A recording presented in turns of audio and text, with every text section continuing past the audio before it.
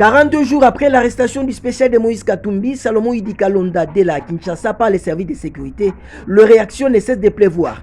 La dernière est celle de l'état-major de son parti Ensemble pour la République. Face à la presse, le lundi 10 juillet 2023, aux côtés de quelques figures de ces partis de l'opposition, Dieudonné Bolengentenge Balea, secrétaire général, après un bref aperçu historique de cette affaire au contour flou et après le recoupement des informations, a tenu à balayer d'un revers de la main les accusations en charge du conseiller politique de Moïse Katumbi. Du pistolet Jéricho, le patron de l'administration de Ensemble pour la République évoque un montage. L'arme dont les spécifications ont été communiquées par le service des renseignements militaires en accusant M. Salomon Kalonda d'en être le détenteur illégal n'a jamais été en sa possession. Cette arme a été reconnue par l'honorable sénateur Augustin Matata Pogno qui, dans un tweet publié le 7 juin, indique ce qui suit. Je cite: le pistolet Jéricho attribué faussement à M. Salomon Idi Kalonda, collaborateur de Moïse Katumbi, appartenait plutôt à mon garde de corps qu'il avait reçu en bonne et due forme de la police depuis que j'étais Premier ministre.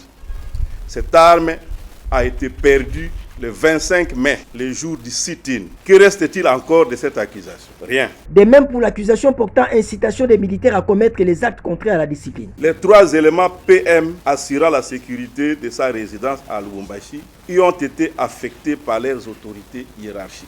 Sur décision du Conseil provincial de sécurité, répondant à la demande de sécurité policière formulée par M. Salomon Idi Kalonda en date du 20 juin 2020.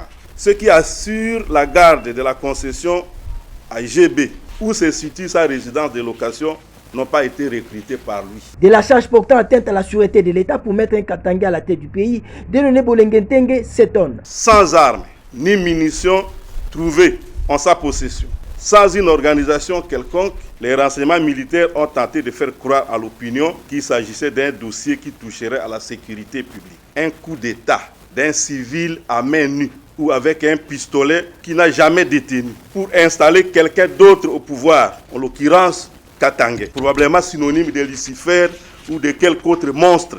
On peut imaginer qu'avec ce niveau de légèreté dans les accusations, nos services de renseignement n'apportent probablement pas grand-chose à la recherche de solutions aux agressions et autres désastres des groupes armés qui accablent la nation, particulièrement dans la partie est du pays. Face aux menaces et arrestations arbitraires des membres de l'opposition, Ensemble pour la République compte mener une lutte âpre pour la consolidation de la démocratie au pays.